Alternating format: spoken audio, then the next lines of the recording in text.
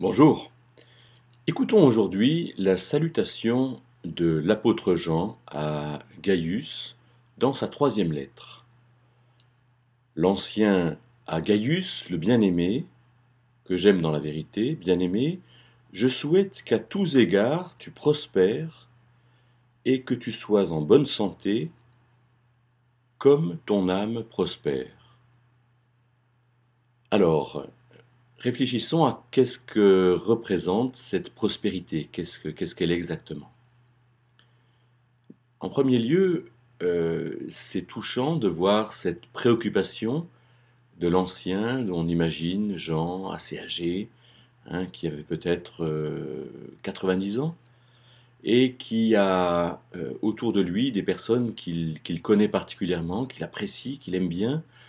Euh, il est attaché à Gaius, il lui transmet son affection, et peut-être que il lui écrit quelque chose pour son anniversaire ou pour la nouvelle année.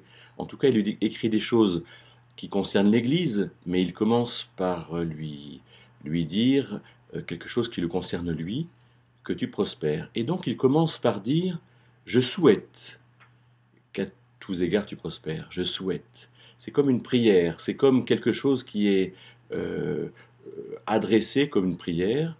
Euh, en exprimant finalement quelque chose de normal, je souhaite.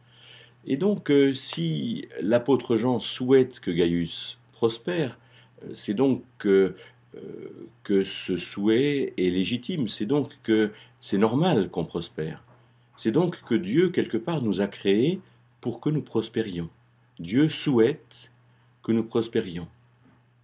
Et si Dieu le souhaite, alors Jean le souhaite aussi.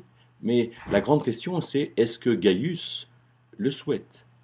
Est-ce que finalement nous allons, nous, aujourd'hui, mercredi, euh, euh, entrer dans cette dynamique de prospérité en se disant, oui, Dieu veut que je prospère, que je progresse en quelque sorte, que j'acquière quelque chose, que je sois dans la créativité, que je sois dans la réflexion, dans quelque chose qui va me fatiguer, et je serai fatigué ce soir. Mais est-ce que finalement, personnellement, je souhaite prospérer? Alors, ensuite, Jean va dire à Gaius, je souhaite qu'à tous égards tu prospères, à tous égards. Alors qu'est-ce que c'est prospérer? Eh bien, prospérer, c'est finalement montrer de manière claire et simple que ce que j'ai, que ce que je suis, va de mieux en mieux.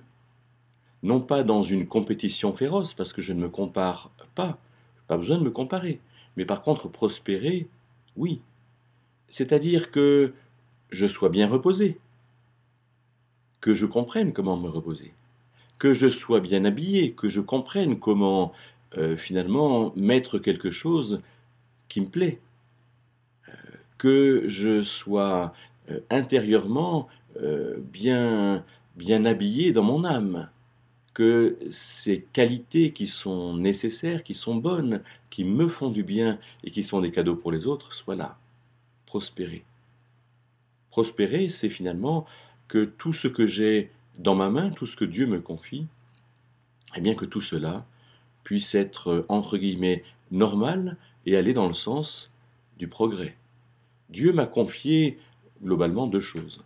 Ce que le théologien appelle le mandat créationnel, c'est-à-dire que tout ce qui relève de la matière, tout ce qui est de ma responsabilité, eh bien que je le fasse prospérer. Et puis le mandat rédemptionnel, c'est-à-dire que quand je fais quelque chose mal, eh bien que je revienne à Dieu, parce que Dieu m'a appris à revenir à lui, comme il l'a fait avec Abel et Caïn, mais Caïn ne l'a pas voulu. Et alors, Jean va continuer en disant et que tu sois en bonne santé, ce qui montre aussi un lieu de prospérité particulier. Est-ce que je fais attention à finalement à être propre, à bien manger, mais pas trop ni trop peu, de manière équilibrée, à bien dormir, à faire suffisamment d'exercice, à être complet finalement dans ce que je suis, mais Jean va dire, et que tu sois en bonne santé comme ton âme prospère, comme si finalement la santé était en lien, en rapport avec la qualité de mon âme. Ce qui montre que j'ai aussi à faire attention à mon âme et que mes états d'âme proviennent assez directement de mes choix. Alors que souvent j'entends que non, les états d'âme, ça vient comme ça, et on est comme ça, et on ne se refait pas, ce qui n'est pas vrai. Dans le souhait de l'apôtre Jean, il y a donc finalement quelque chose qui démarre de notre projet personnel. Qu'est-ce que je veux être? Qu'est-ce que je veux faire? Comment va se situer ma relation à Dieu avec les autres? Ce projet va avoir automatiquement des incidences sur mes états d'âme et sur ce que je vais ressentir.